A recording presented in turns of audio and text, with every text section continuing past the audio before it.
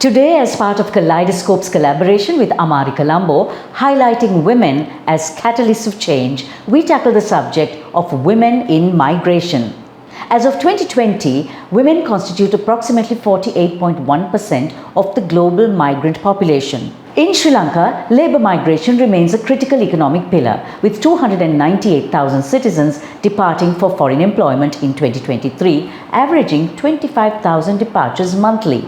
So, celebrating International Women's Month, we have in our studio today Research Fellow and Head of Migration and Urbanization Policy Research at the Institute of Policy Studies, Dr. Bilesha Weeraratne. In what ways does the feminization of migration actually impact societies and economies of both the origin and destination countries? If you look at Sri Lanka, for instance. If we look at Sri Lanka, we see that feminization migration has given many opportunities, economic opportunities. So if we break it down into low-skilled and high-skilled workers, for low-skilled women, these are the women who would not traditionally come into the labor market, and they didn't have opportunities, or they didn't want to take up the opportunities available in the country.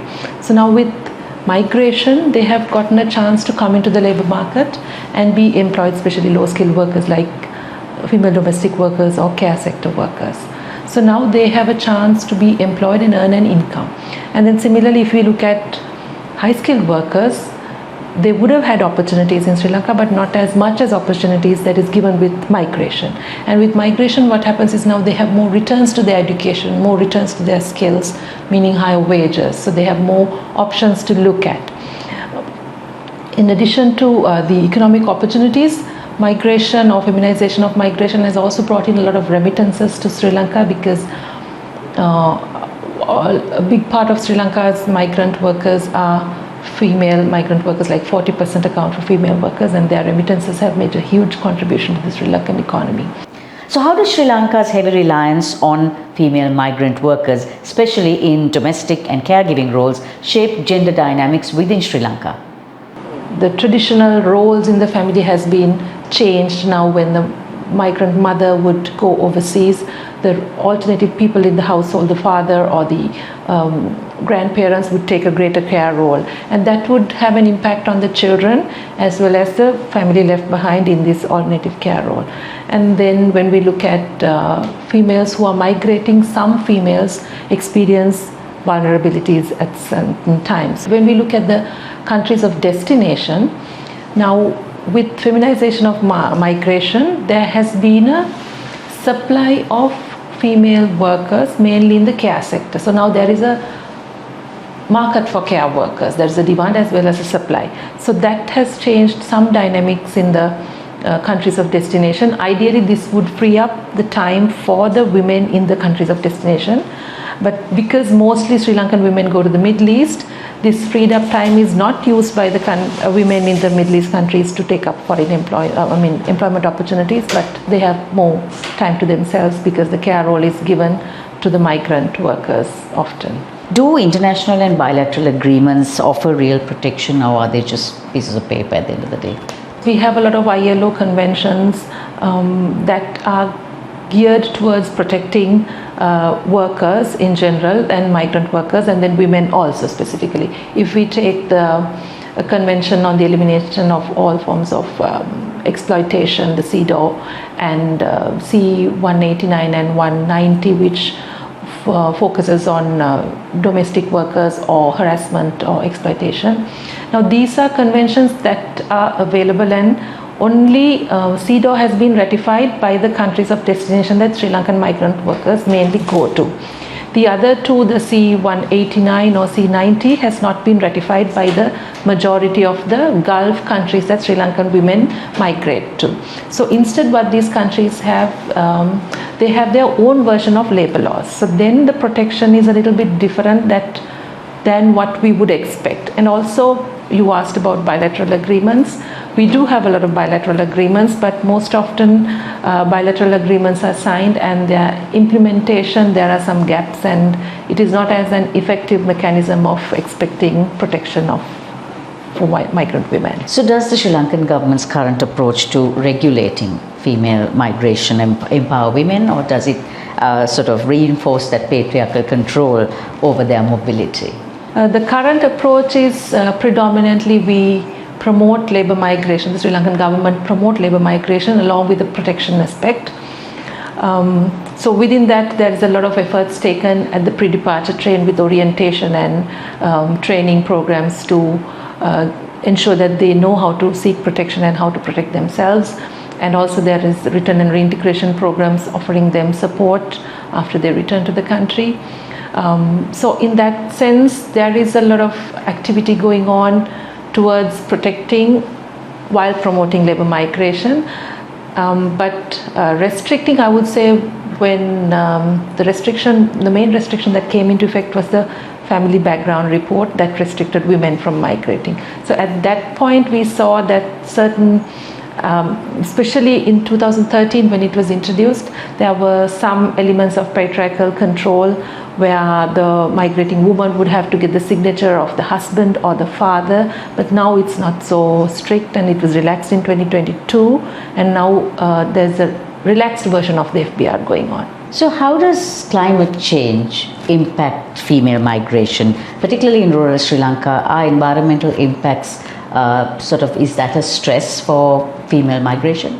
Many people affected by environmental stresses, let's say floods, drought or landslides, they are linked and they're looking at migration in very indirect ways, and they don't realize the impact of migration or the importance of migration in this entire climate vulnerability or the environment vulnerability scenario. Because when a drought takes place or when there is a flood, their livelihoods are affected.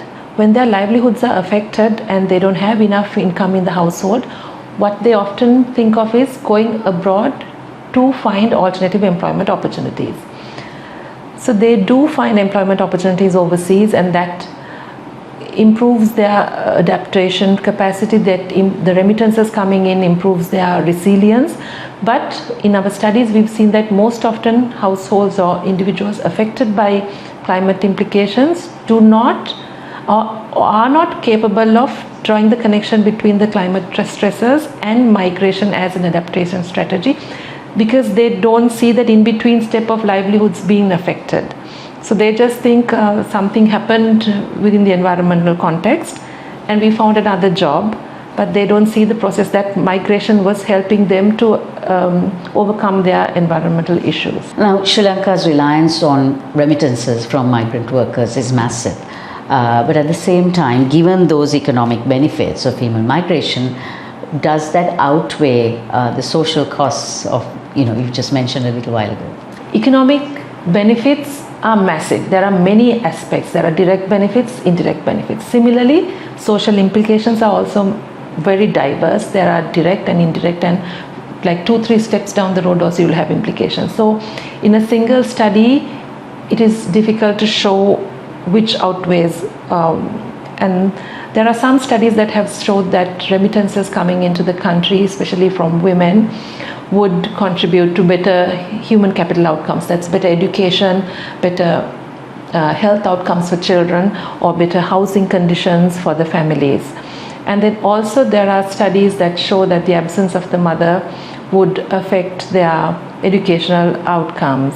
Always the studies would look at isolated cases of the implications, but to look at everything in a holistic manner, it's difficult. So what we have to do is wait and see until a lot of research points towards the same direction, then we can come to a conclusion.